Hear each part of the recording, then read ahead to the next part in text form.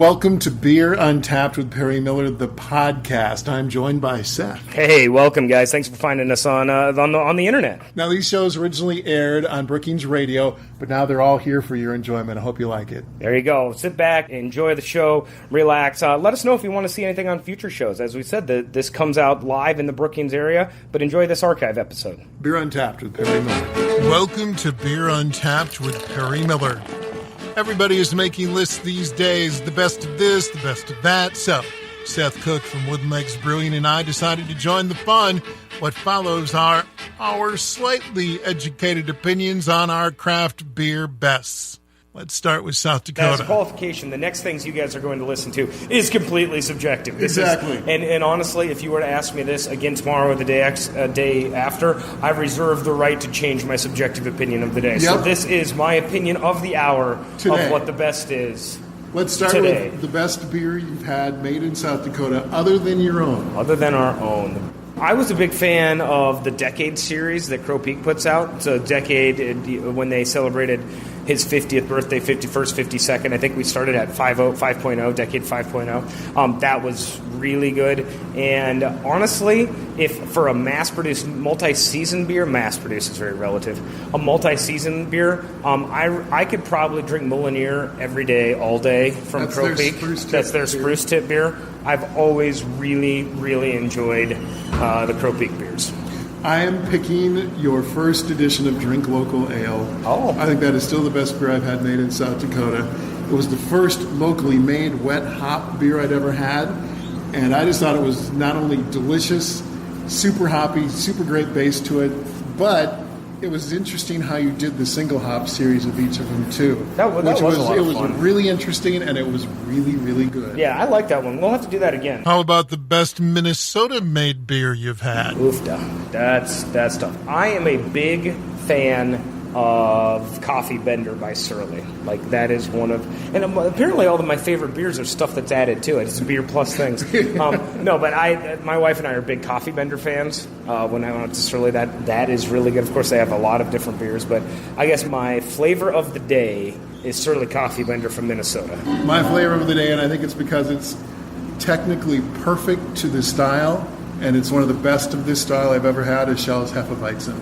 Oh, yeah. Well, yeah. That is just... And I just had it on tap at the brewery, which sort of adds to it, too. It's a phenomenally well-done Hefe. Of course, ask me in another hour, I might say Surly's Barrel Aged Darkness. So, you know. How about the best American-made beer? One of my favorites that I would drive across the state to get would be Dreadnought from Three Floyds. And that has some emotional ties to me because that was one of my really big first beers that when I was traveling that I went to look for, and I drank that and I was like, oh, sweet, I'm totally going to do a craft brewery because this stuff is... And I would say that one is not just because it's good, but it's just I have kind of a personal investment in it. I would say that's one of my all-time favorite beers. It's one of my favorites, too. That's just so good. All right, you know what I'm going to go with, and I've only had it once. It was a Citra double dry hop version of Pseudo Sue by Toppling Goliath. You opened the bomber, and it was just like the aromas just hit you. That was a stupid good beer. I guess I'd pick that one. Again, ask us tomorrow. We could have different answers completely. More bests when Beer Untapped continues. Make it one for my babe, and one more for the road.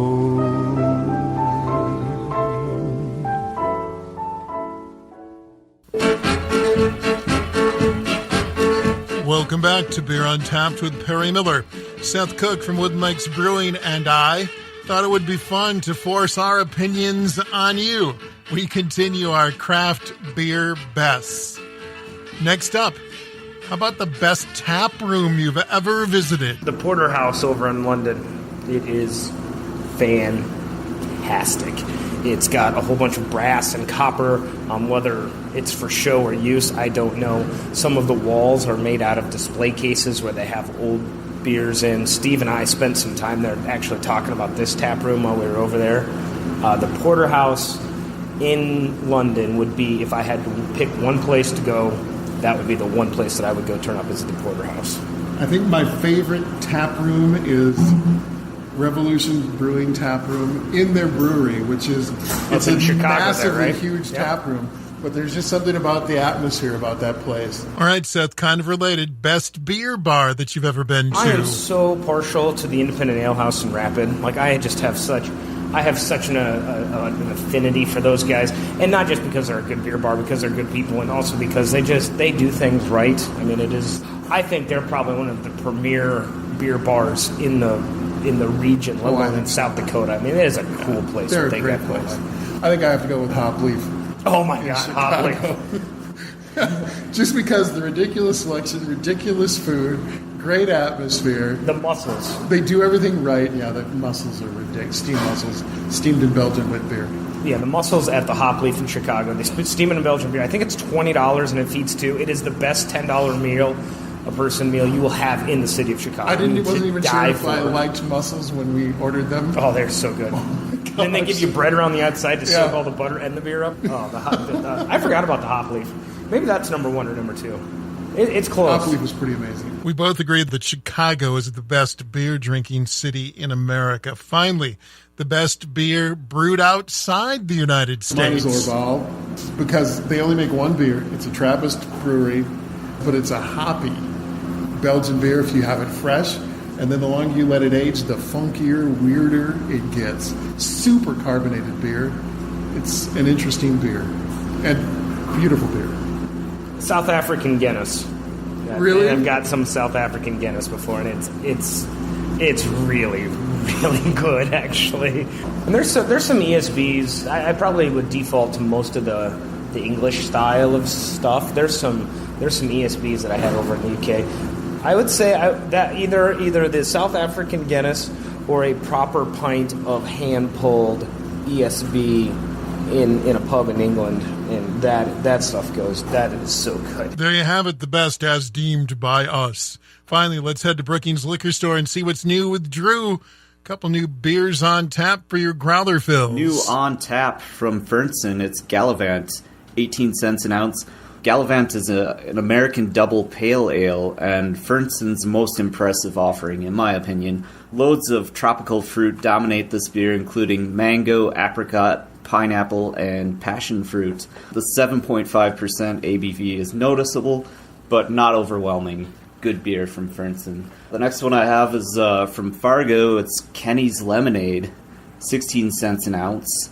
Fans of Leinenkugel's Summer Shandy should be sure to check this one out. It's not as sweet as Summer Shandy, with a more authentic lemonade flavor. Really good, refreshing, hot summer's day beer. New packaged beer at Brookings Liquor Store includes Curio from Fernson, Atomic Pumpkin from New Belgium, and Shell's Oktoberfest. That's it for this week's show. Until next time, drink local and drink responsibly.